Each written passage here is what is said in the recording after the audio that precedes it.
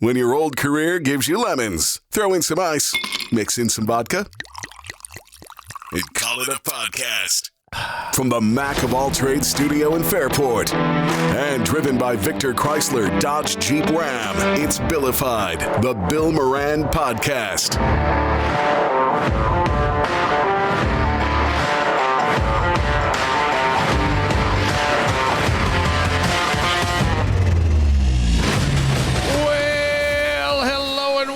Thank you for getting your pot on. Thanks for telling a friend. That's how we spread the word about the pirate ship. Coach is in the building. What's going on, Coach? How you doing? You got your Just missing the whistle. your Bill stuff on? Oh, just a shirt. Yeah, I know. It looks good. Thank you. Yeah. How you doing? I haven't seen you in forever. Yeah, I know. Our schedules haven't lined up, and then, but here you are. What's going on? I'm going to move your camera just a little bit. All right. There it is. Are you okay? Yeah. Great camera work. Well, that's what we're trying to do, Dan. There we go. Yeah, now it's almost football season, Bill. I know. I've been on the Fisher campus, and they're all set. The tents are up. The signs are up. When does it start? Next week? Yeah, the 29th. Yeah. Yeah, it's a big. The rookies are already there now, Yeah. getting the lay of the land. Right. How you? With a rookie head coach too. That's got to be interesting. Yeah. I mean, I think that we'll see. Yeah, we'll find out. Boy, you sound so pessimistic about the season. I'm not pessimistic. Okay. I'm not pessimistic. I'm a realist. I'm a realist. I'm realist. What does that mean, I wrote a whole piece for the Times this weekend about, hey, this is going to be different, man. This is new. This is new. Mm-hmm. It's like, remember when we had a new show once on an old station? Yeah. All right. Yeah. And you had to remind people, this is a new show. Yeah. And that's what the Buffalo Bills, this is a new show. So we got to be patient, but at the same time, you can't be too patient. Okay. Right? Does that make sense? No, but I mean, yes, it does. In other words, there's expectations. They got but you're hiring a first-time head coach to run a veteran team with a veteran quarterback who may be the best player on the planet. So the learning curve is going to be very, very quick. If you could call a curve quick. I don't know if that's the right analogy, but it's gonna be there's gonna be some bumps, but I think they'll make the playoffs. They might even win the division. But I think people want a Super Bowl. So that's where you got to okay, where do we put our expectations here? Josh Allen, 30 years old. Mm-hmm. New defense. Mm-hmm. New stud receiver, supposedly. And a rookie head coach going through. I mean, he's going to figure it out. I love it. I just love it. I love it. I got my tickets to go to the peasant practice at the stadium on August 18th. Okay. All right. You going to training camp at all? No, I couldn't get tickets. It's funny. I couldn't get tickets for camp, but I got tickets for the brand new stadium open practice. Well, that'd be fun to see the new stadium. Check it out. Take my sweet old time. All right. So this is where the bathroom is. I did a podcast last week with the two Fit Chicks. I see that. And we talked about more what men may not know about women. Not know, but just certain things. There have been books written about that. No, I know there have, and I think that we live in a world that maybe is a little more savvy now. I think that we have. Well, we know more. Yes, we do, but I don't know if we do know more. But I still think that there's that disconnect. And what I'm noticing is that that throughout life there is societal pressure to do things, okay? And it's not even as though we're necessarily aware of it, but we get to a certain point in life and we're like, oh, yeah, this is what I got to do. Everybody does it. And let me give you an example. I did a podcast with my mom when she was here. I've talked about this a lot. I hope I'm not driving people nuts. But she was talking about one of the things she said was, if I were to do it over again, I wouldn't have gotten married so young.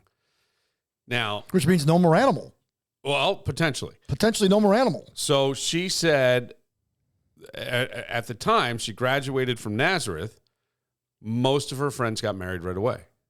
My mother went to grad school, and that took another 2 years.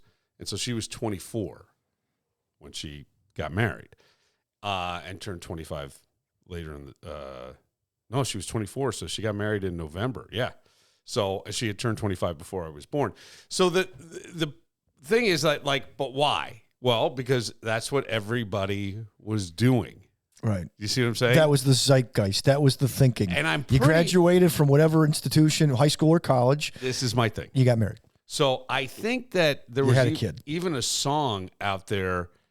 It might have been part of a musical, but it was about a woman who's in her 30s and still lives at home. Okay. And it was like an oddity. That, like, in this musical, was an oddity. Was this before or after the Runaway Bride? Do you remember the Runaway Bride? Of, like, I think it was like between 08 and 012. Yeah, no. This is going.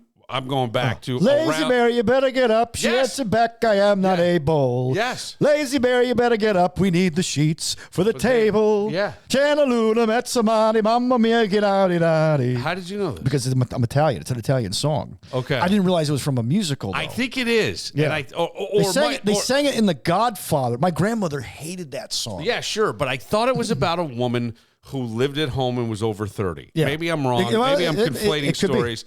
But I thought the song came out like in the early not that one, but the early 70s was the musical one. And I think Liza Minnelli did it. I don't know. That wouldn't surprise me if she did. Okay, but the point being that, again, a societal thing was you're an old maid at 30.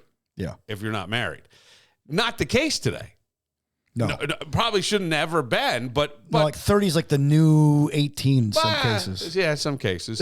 So that was my point, and I think that there's a lot of guys, despite the books being written, despite everything, that there's societal pressure to almost act like you know what you're doing, even when you don't.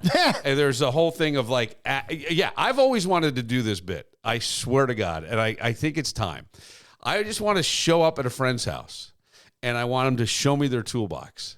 And I guarantee you that they don't know how to use half the tools in there. I bet you anything. Oh, I bet you, right? Easily. Don't you think? Yes. I think that that's it. And I think most guys pretend, right? Now, I'll come back to the other stuff with guys in a second, but I think that there's something every man, I'll call it, lies about to sound like they're good at it. And I think we're coming up on the season, or the biggest season of that. Now, we're sort of in it now.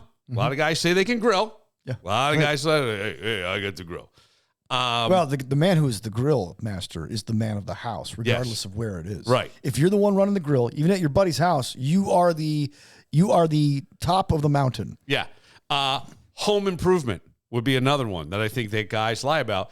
And this has been for all time. Go back to the 1980 movie. I think it was 1980, Mr. Mom. Yes. And he's doing some home. Was it Michael Keaton? It was Michael Keaton. And he's firing up the chainsaw. And the guy goes, what are you doing here? I'm going to rip out the wall, get some new electric in there or something. And he goes, what do you got, 220, 420? Like, he doesn't know. So he's just like, right, and speaking it and trying to sell it here.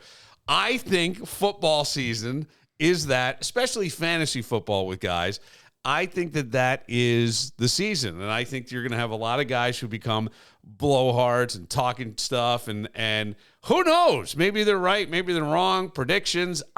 You'll hear you'll even hear it on sports talk shows. And I think we've heard it in this studio. I think we have. I called it. Yes. Yes. I called it. Check the tape. Go back. In August, I said. I called it. In September, I said. I called it. Right. I told you? Didn't I tell you? What did I tell you? Because I told you. So I think that there's a lot of that when it comes to football. Oh, gosh. That is the number one sport where I told you. But you never hear about the, I was wrong about the Jets. Now, here's my sort of take on it. I think it's wonderful in a way. And I think it's wonderful because we live in a country where we don't have to worry necessarily about war, at least not now, or at the moment. Yeah. And it gives us something that we can focus on and it's just for pleasure, even though I wouldn't be surprised if heart attacks have been induced by this stuff and, all kinds of things. But we get to almost put all our attention in there and our focus on something that isn't really impacting our lives. Yeah, we get too excited. No, I think it's too much weight to it. Yeah, and I don't mean that as a negative. I actually think it's a luxury. It's a wonderful thing that you get to because and some guys like to bet and they actually make some money and so it becomes a little more tangible, right? I could tell watching games with guys. Yeah, who's got money on it and who doesn't. When it comes to home improvement, you've got choices. Let's say there's a hole in the bedroom wall and somehow nobody in the house knows how it got there. You could fix it. I mean, there's always YouTube, right? But 3 hours later, it's going to look like a patch job. Not even a good patch job. And how about that leak under the kitchen sink? Yeah, you said you'd get to it, and that was, 2.5, 3 months ago? If we're being honest, we all have that list. The one where deep down, you're not totally sure you've got the skills to pull it off. If it's my list, I'm calling Mac of all trades. Holes in the wall, handled. Leaky sinks, done. Full kitchen remodel, yeah, they got that too. And hey, warmer weather's coming. How's that deck looking? Need it extended? Rebuilt? Outdoor patio? Don't be a deckhead. Call Mac of all trades, 585-202-9218. That's 585-202-9218. And you can see all they do online at macofalltrades.net. They'll handle it, so you don't have to. All right, speaking of guys, here's where I was going to go. Because you started to say it was women defending men. Yeah, single women. Single women, and they're not even like boy moms, I guess is the phrase, right? These are like women who are in their early 30s, late 30s, sometimes maybe early 40s, but defending dudes. And maybe because they learn from their mistakes, I don't know. But they've created this cottage industry of defending guys. Yeah, I don't know much about that in terms of what they're doing. I don't know that. Look, I don't know about what it. It almost sounded like water. I have a fountain in my house, and I thought it was a fountain. No, I heard something. It's the fridge. Okay. My mind is all over the place, so forgive me for just a second here. But I did see, I wouldn't say being a guy is necessarily hard. I don't think so. I think that we, push down our emotions and things like that. I think I certainly had what I would call anger issues when we worked together, not being able to process what would be big feelings, getting so overwhelmed and frustrated that the only thing you knew how to do was fucking yell at people.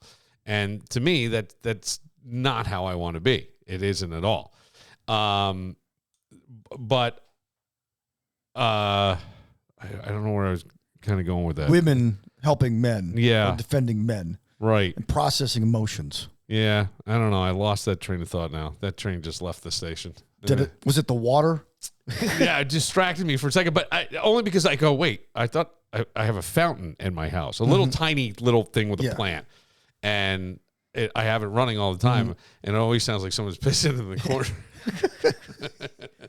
And I don't want a guy from prison to come over. He's going to turn on every sink. That's what they do, right? When you're in prison, they don't want to hear you pissing. Oh, okay. So the guys turn on the sink. Okay. So there's other noise there. Oh, okay. They need other noise there. Oh, okay. Yeah. Right. You can't. Yellow noise. Well, very good. Very good. See, I have missed you. You've heard of green noise. You've heard of pink noise. You've heard of brown noise. Here's what I was going to say. The defending men. I was going to say something about women. I saw this is where being hard, that I wonder about women. There was a guy, and I don't know if this lady was being followed by a guy at a store, right? For whatever reason, he was making her uncomfortable. So she kind of took out her phone and started sort of filming him. And a young woman in a very short, tight black sundress strap, whatever. She was appropriately dressed, but it kind of rode up a little bit. She's crouching down to get something, and he goes under with his phone. And this lady who sees it fucking loses her shit. As she should. Yes, 100%. But it was, and then the guy's like, I wasn't doing anything. I did like, he's like, it was uncomfortable. It was uncomfortable. And again, there's a part of me that feels like, I feel bad for the guy, but I don't know why. Like, you shouldn't, right? If that was somebody I cared about, I who knows what I would have done, right? I don't know. I can't really predict that. But what I was going to say is I did see another Instagram video that I loved, and it was moms going, this is what it's like to be a boy mom or a mom of boy toddlers. And like this kid shows up on the top of the couch. He's got his Hulk things on. She goes, oh, the Hulk's here. He goes, yeah, boom, boom, boom, boom, boom. He's beating the shit out of her. Right? She's like, what? All right. There's another one. Like every boy, they're running, jumping, diving off shit. One mom's out. The scooter comes flying by. The kid crashes and falls. He starts to cry. She just kind of stands there, gets himself together. His brother comes zipping by and goes into a wall. Mm-hmm. I'm like, that is exactly what it's like. I'll never forget. Jackson and Jordan took Jameson in a laundry basket, got him in a laundry basket, put a helmet on his head, and sent him downstairs. And pushed him down the stairs.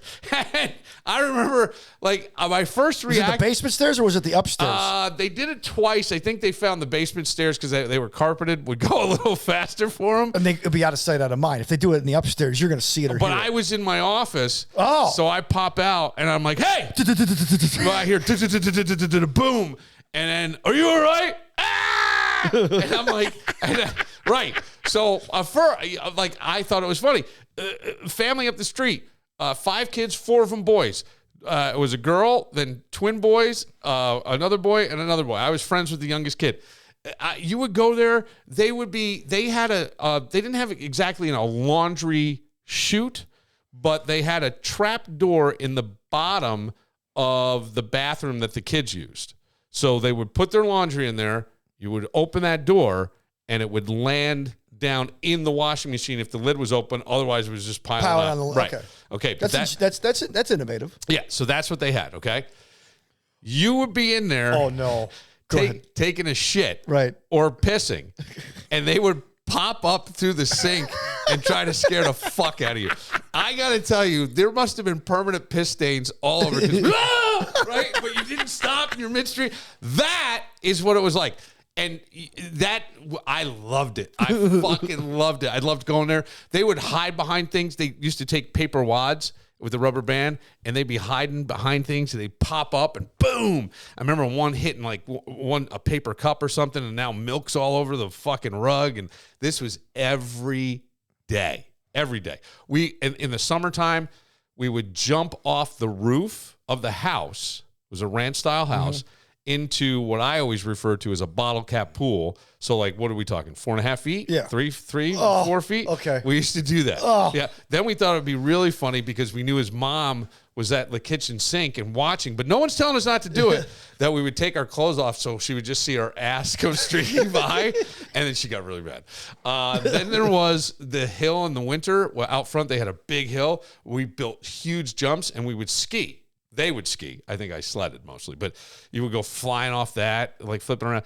It was just what guys did. I don't know. I can't explain it.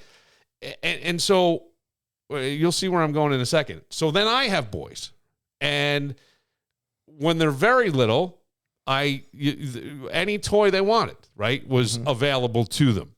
I'm not saying I bought them all, but I think there was somebody gave them a doll in a stroller.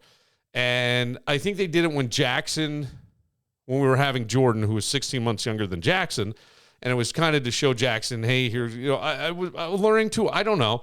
All I know is that he had no interest in the doll. He had no interest in the stroller. Maybe carried the doll once or twice by the hair, but I had no interest. Wanted his trucks, wanted his stuff. Okay. Mm-hmm. So that's where I go. I think a lot of times when we start talking about the gender stuff, I do think that there's something that maybe you're born different. There are people who are born with both sets of sex, and the doctor sometimes decides, what do you want? Right? We can, this can be the penis. We can close up the vagina. We can, do something. There's documented medical journal cases of this. But they're rare, though. Boy, I don't know. I mean, this isn't like mommy wants a handbag.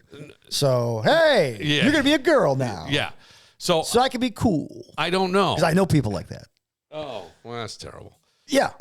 It is. But my only point is like, okay, so we see the kids, and this boy mom thing is like, she's got a toddler. Well, there's one kid had to be like maybe 1.5 or 2. He's dive bombing off the couch into her, like just full on tackle. I mean, he's like airborne. He's everything you were told not to do in football, but you love it. And I go, yeah, it's just sort of an inherent thing where I would think, I remember even my sister, little girls were a little more quiet, a little more prim and proper. I don't know. So I see this other video, and I felt bad for the person. But they wound up arresting. Of course, it's painted in a certain way, so you're automatically going to look at it. Student has a meltdown over misgendering, okay? And it's a student, and I don't know where. Was it a misgender or a Mr. Gender? Well, the term. So here's where I sort of had an issue with the video in a way that I don't know that most people would.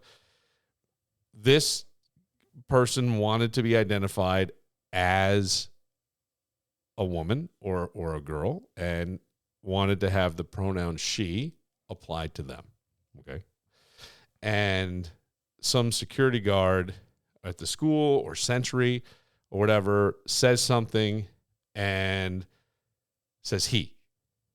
And the student turns around and abruptly says it's she. And whatever happens from there, it escalates. And the security guard goes, I will, and I was taken out of, I'll pepper spray you. I will pepper spray you. Because you can't put your hands on them. Right. So, but the kid's not coming at him. Okay. The person's not coming at him, not doing anything. But this guy keeps saying he. He might have said it 13 times. And each time the student is getting louder and now screaming, it's she. And I'm going, okay. I know. I should have opened the comments. I didn't want to read them all. But I'm like, why aren't we trying to de-escalate the situation? Yeah, like. Do you understand what I'm saying? There's a time and a place to take your political stand, but in that moment, I would be like, okay, all right, whatever.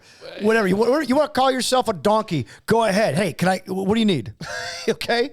No, but my thing was whatever happened, and again, a video is giving you a narrow scope, right? Yeah, and sometimes it's their body. It's like this person's body cam footage, and the only thing I thought was, okay. I get it. You come from a different era. You don't like this. You're annoyed.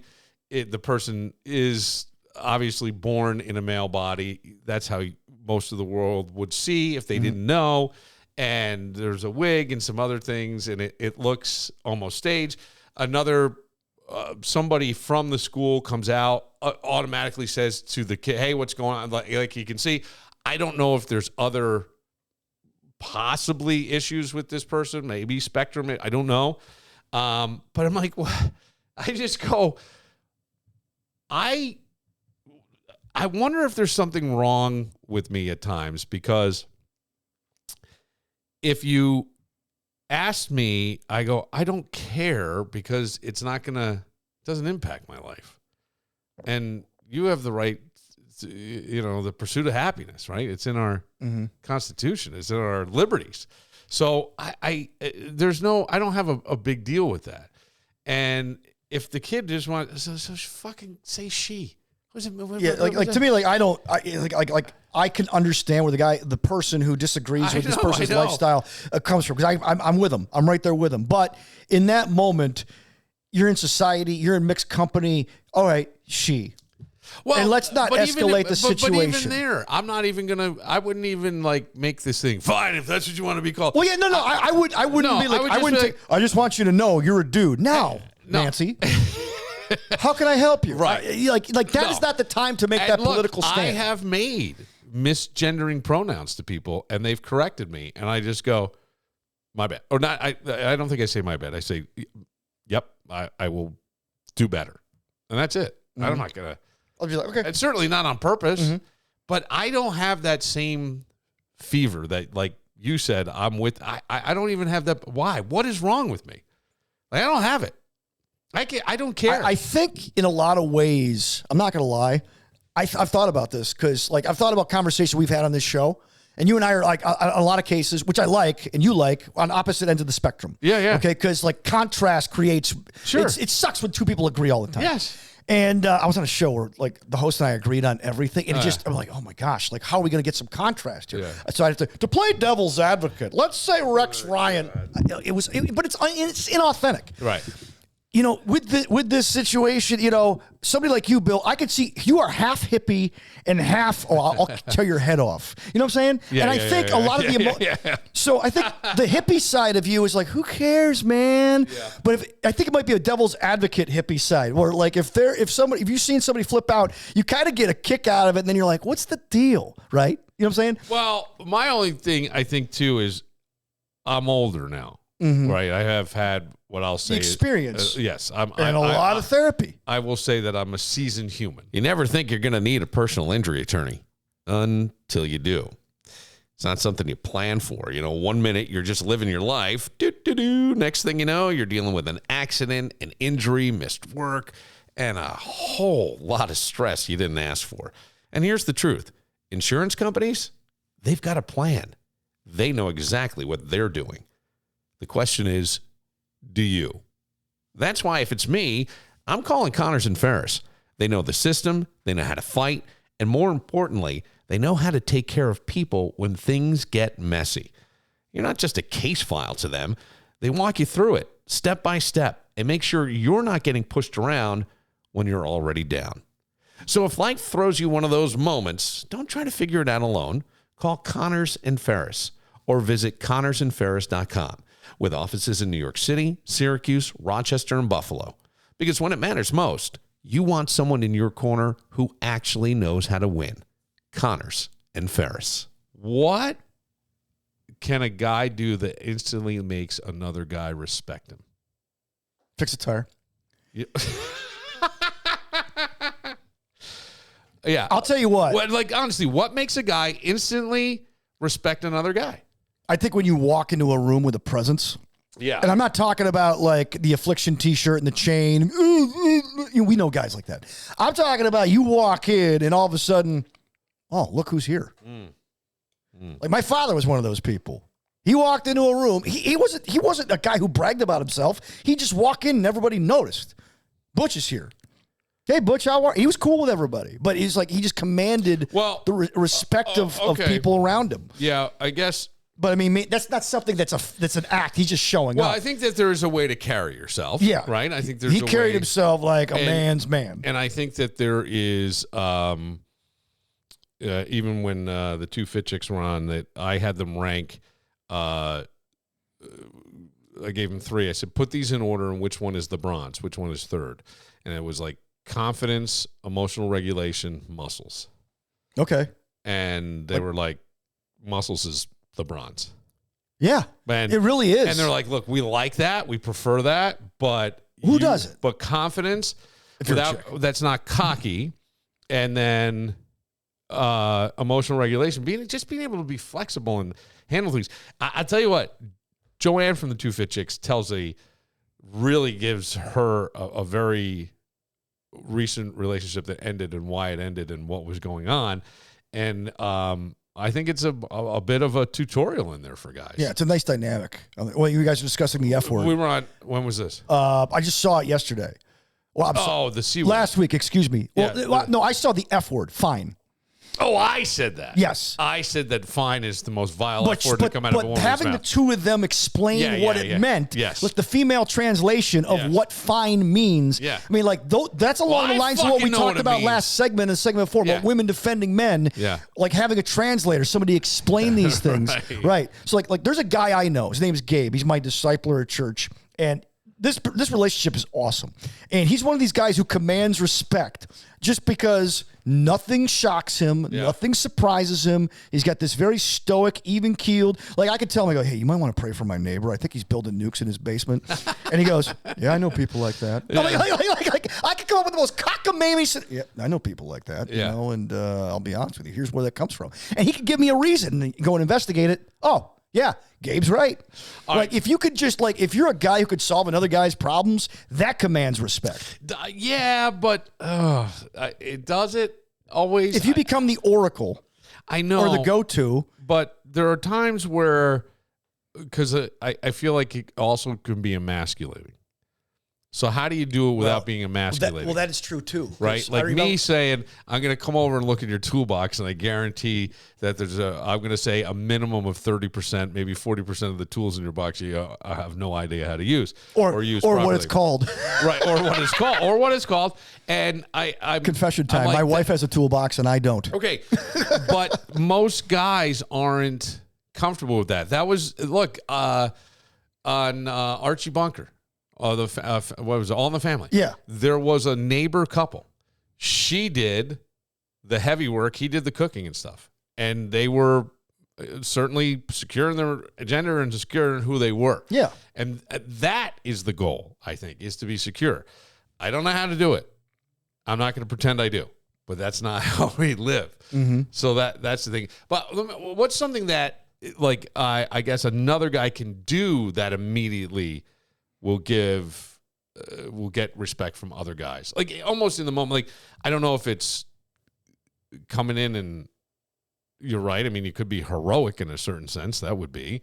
But, I mean, even just to, like, calmly show up, you know, I don't know. I don't know what it is. Like, I think the idea is taking control of a situation, but not doing it in a way where you look like you need to take control. Yeah, you just naturally, like, become the leader in the room. Yeah. Like, you just become the alpha and everybody follows. Like, my father was that guy, right? Yeah. But he emasculated everybody else around him. Yeah, you don't want to do that. He didn't mean to do it. No. But he was surrounded by, I'll say it, wusses. And so he had to be the guy. Like his son. Well, I'll tell you what, it wasn't easy growing up being his son because I was more like my mother. Okay. And so there's nothing wrong with that. And there's nothing wrong with you, period. Mm-hmm. So I say that.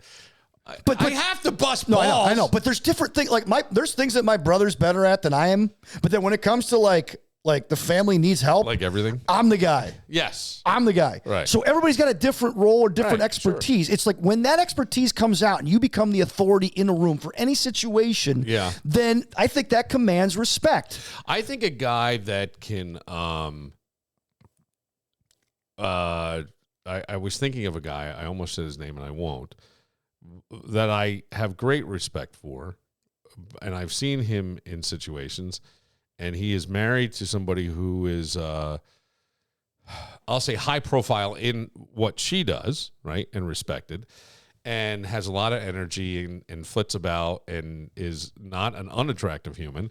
And he is just that kind of stoic guy. Mm-hmm. They have daughters, and they're older now. And I don't want to say stoic. Like, he's got a personality. He's got a presence.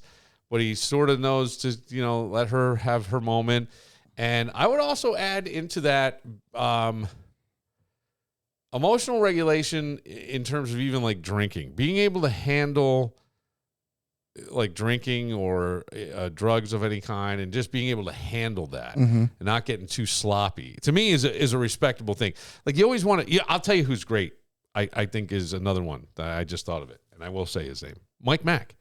We're in the Mac of all trades studio. Oh, yeah, dude. That guy looks like he's always in control. No, but Mac will be, and I love busting balls with Mac, and I love hanging out with Mac, and he's a great family man, has wonderful children, a lovely wife.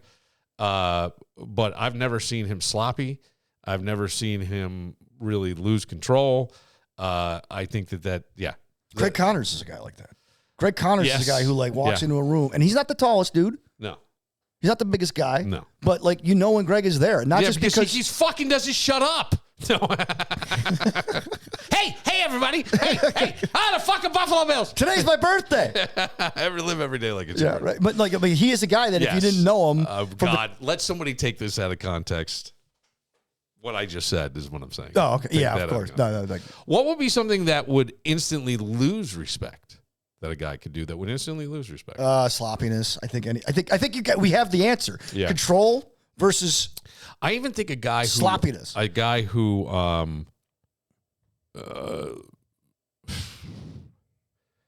I think a lot of times we think we're funny, and we're not. Mm-hmm. Right. That guy is usually my favorite. But that doesn't mean it's anybody else's favorite. And I might even. That's because they're funny without realizing they're being funny while they're trying to be funny, but they're not funny. Exactly, but which is funny. It's funny to us. Yeah. But then there's the guy though that, like, I even think talking shitty about your spouse. I can get like, she's giving me a headache, boom, or it's always something. Okay, fine. But then they go on and maybe drop the C word. I even think guys should talk bad about their ex-wife. I think that's a bit of a like, I don't want to hear it. Like I don't want to hear it. I got a family member who it's been the divorce has gone on 25 years and we're still talking about the ex-wife. And I think sometimes too, the way guys will talk about other women, like in the proximity. Yeah, I can't deal with it. Hate that. Sometimes like I don't get look at the caboose on that one. Like, but I get the, you see her. Okay, got that. I'm in with that. Yeah. Or you give each other, like you guys give each other a look where you know, and you don't have to say anything. I mean, I could do, like, with friends of mine. Come here, Sophie Cunningham. They'd go, hey, did you see her? I go, see her. I fucking knew she was here 5 minutes before you did. Yeah. And like, you know. Yeah, catch up. But my thing is, like, I'm not going to let anybody know that I checked it out. Believe me, boom. And you know me. Yeah, of course. Yeah. If you're a constant crap talker, I think that's a red flag. Yeah. What about where we used to say, my word is my bond, right? Mm-hmm. And even in Jerry Maguire. Yeah. You know, it's about oak tree thing, right? It was I think so. Jeff Bridges or somebody. Does keeping your word still matter today? Yes, absolutely, because it's the only thing that matters. It's the only thing that's left. If you can't trust somebody with your word, then forget it. Why do people hate politicians? Right. You know what I'm saying? I don't know that there's guy codes. I don't know that there's guy codes anymore. I hate